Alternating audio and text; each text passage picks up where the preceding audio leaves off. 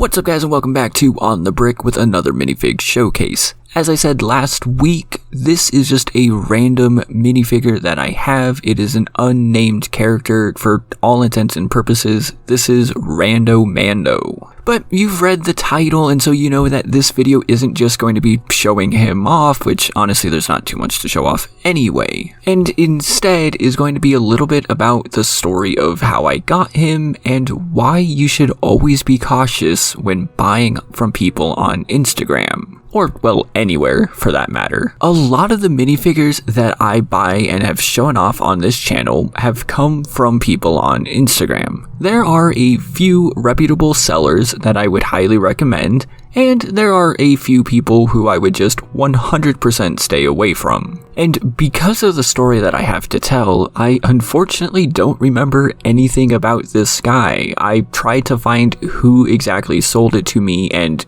who designed it, but I just can't remember. See, the person who sold this to me I have purchased from before, and I want to be very, very clear from the start here. I am not saying that this seller is a scammer or a bad person or anything like that. That is not what I am saying here. So if you happen to recognize this minifigure and know who sold it, please understand that I am not calling the seller any of those things. I am saying that a decision they made led to me choosing to no longer buy from them. So what exactly happened? As tends to be the case with sellers on Instagram, this particular one was going to be doing an auction. He posted this Mandalorian along with a bunch of other figures on his story saying quick bids were open for them. As you've probably been able to tell, I do actually really like Mandalorians, especially the minifig variety.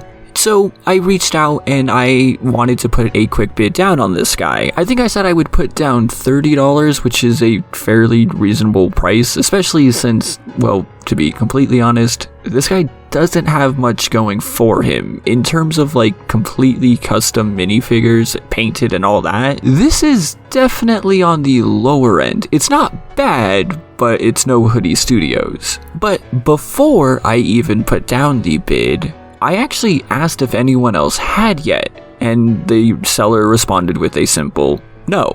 What he didn't tell me is that there was a minimum bid, which is information that you should definitely tell if someone is interested.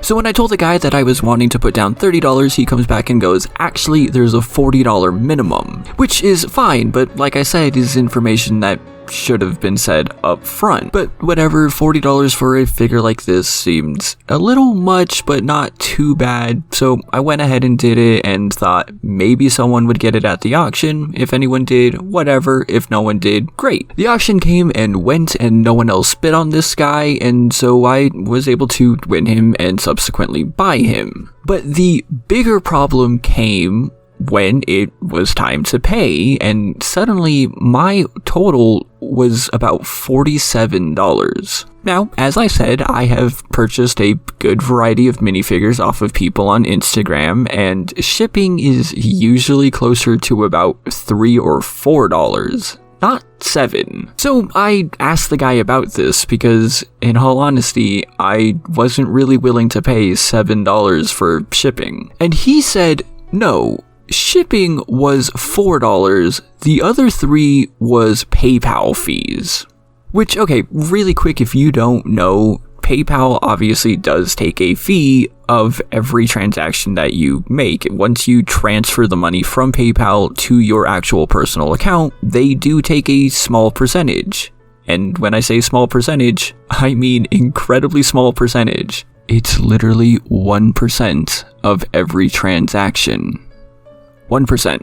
How do I know? Well, because I sell things on PayPal all the time, I know. Now, let's say this guy had been reasonable. It was the $40 plus the $4 of shipping. That's only 44 cents being taken away. Which, even if you're bad at math, you can tell 44 cents is a lot less than $3. Now, again, to be clear here, I actually don't have a problem covering fees. It's something that I help do all the time for people because I know it happens. I do, however, very much so have a problem when it's done in such a disingenuous manner. When I told the seller that literally no one else does that, he said two things which sealed the decision for me. First, he said if he didn't add those, then he wouldn't be making any money, which again simply isn't true. It's not like PayPal's taking 50% or anything like that. It's literally 1%. And second, he said I was wrong and that literally everybody does it.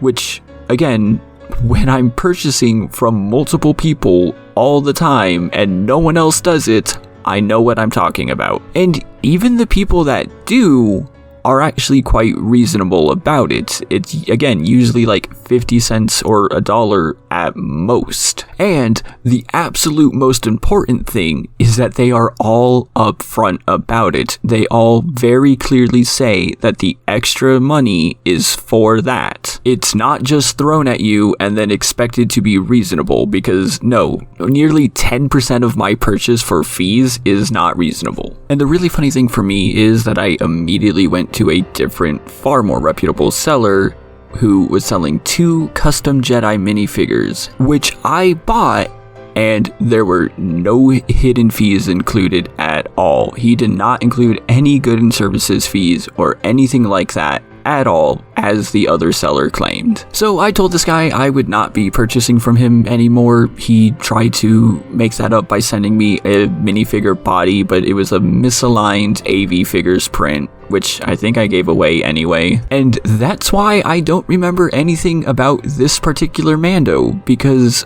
I unfollowed him and I just cannot remember who he is. And in all honesty, this Mando does look nice, but he is a little disappointing and ultimately not worth the money that I paid for him. And if you are the guy who made this, then I'm sorry for saying that. While the paint job looks nice and this arm is actually quite incredible, it is pretty lackluster overall, and you can't even remove the gun from the front of this, which does suck a little bit. And the wrapping around the legs actually makes it a little difficult to stick properly onto studs and stand up straight, which is why he hasn't been this entire video. I do like the helmet and I think it's cool. I am actually happy to have this guy in my collection. I just think it should have been at a cheaper price and without the extra hassle. Now, that did happen a good few months ago at this point, so who knows what's changed since then. But again, please be cautious when you're making your purchases. If you have any questions or anything, put them in the comments down below. Oh, and if you happen to know who made this minifigure, please do let me know. I would love to give them the proper credit. Please do consider liking, subscribing, and ringing that bell, as it does appease the YouTube algorithm. Or check me out on Instagram, Discord, and on Patreon, where you can really help me get future minifigures and get awesome shoutouts like Jonathan and Project Elements. And you also get custom set reviews early. Thank you all so much for watching, and I will see you next time.